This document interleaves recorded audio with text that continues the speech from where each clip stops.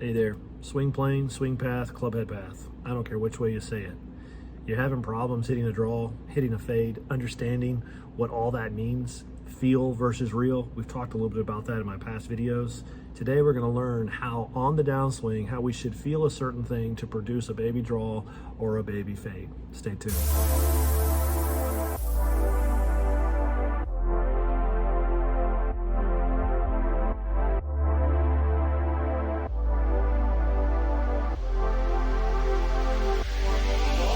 When it's coming down the swing plane, it's coming down, striking, going into the dirt, coming out of the dirt, and coming through and finishing. But we don't feel the curve.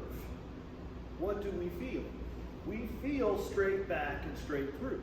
Now that we've discussed the basic understanding of what the bottom section on the downswing of the arc kind of looks like from a visual perspective, we want to identify what is this ruler exemplifying. It's essentially saying this is your target line. The ball is going to travel, in our brain we think it's going to travel dead straight.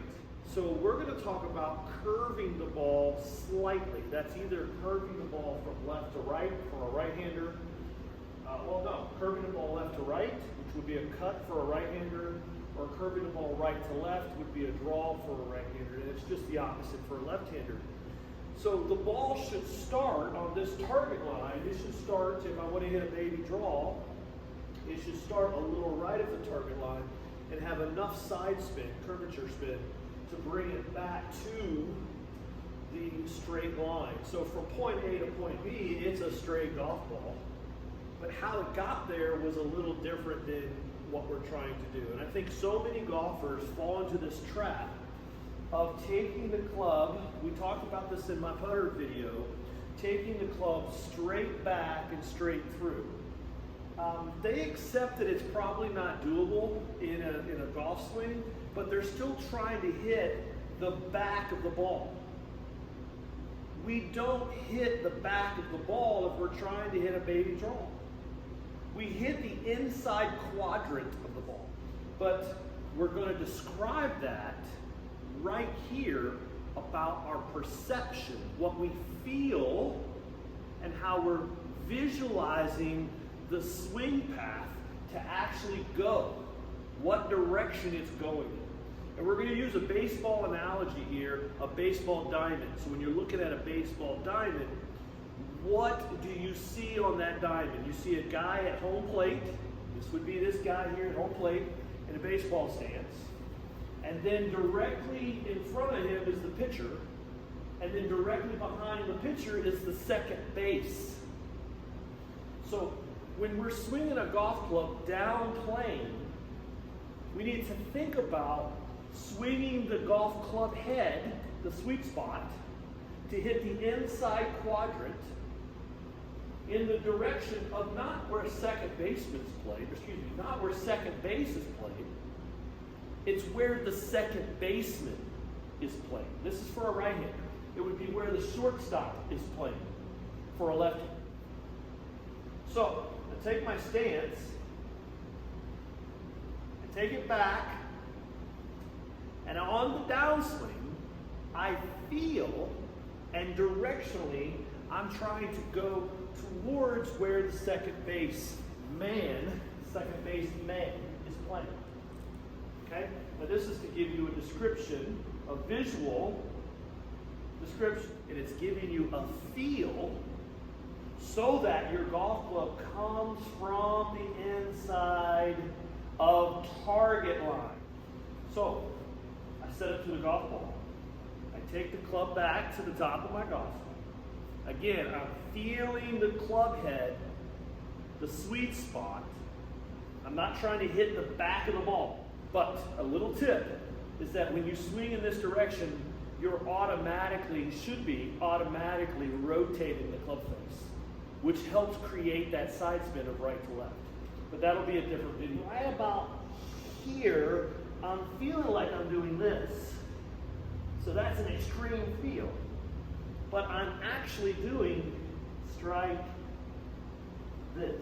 So we have to get over what we think we should be doing versus what we feel like we're doing. Feel is so abstract. And so sometimes we have to feel some extreme, like an inside-out feel, swinging out to the second baseman, so to speak, to produce this beautiful, symmetric arc.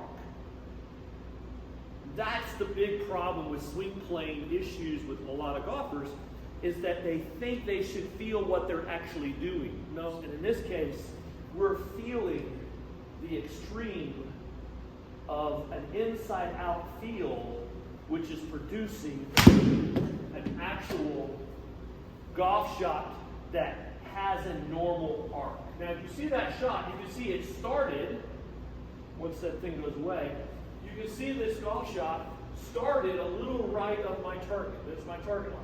Now, I did not close the face, so it cut off of that line. If you're hitting the ball too far right, then it's too much into out. It's too much to the second baseman. So maybe you say, okay, that's too much for me. I don't need to be that far. Maybe I only need to be that much. Because maybe you're starting it too far right, it doesn't have enough time to rotate the face. Now, I said this earlier, we're thinking about hitting the ball or swinging on the downswing towards the second baseman. But if that's too extreme, because we're starting the ball too far out to the right, we can change this just a smidge. It's still pointed right of my target line. But it gives me a visual that this is where the club face needs to come in from, hitting the inside quadrant, and then allowing club face control to release, right? We're going to get to that.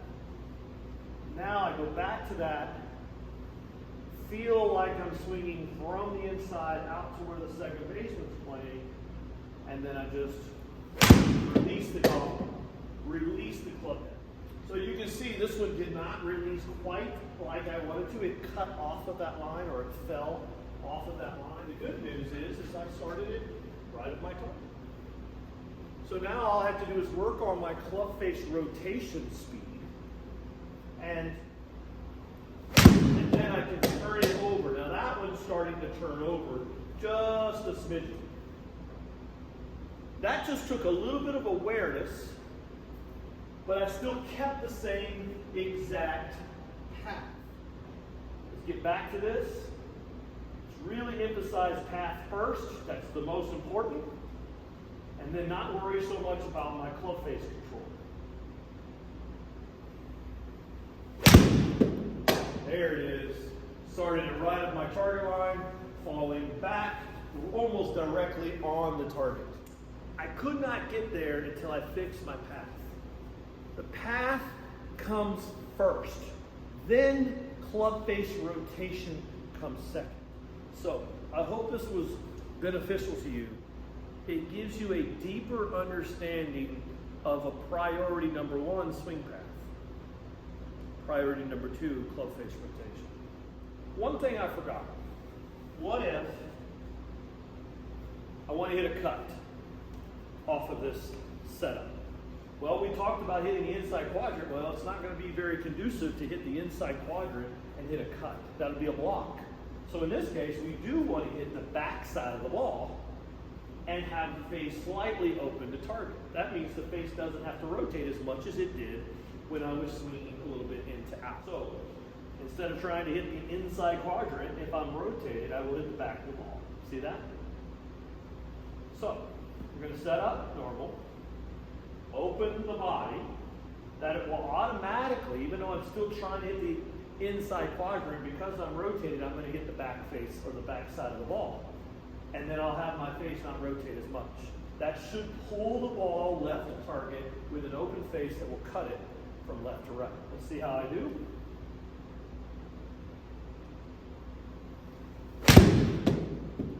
There it is. Now that started right on the line and fell off, but I'll take that as a miss all day long. Hope this helps.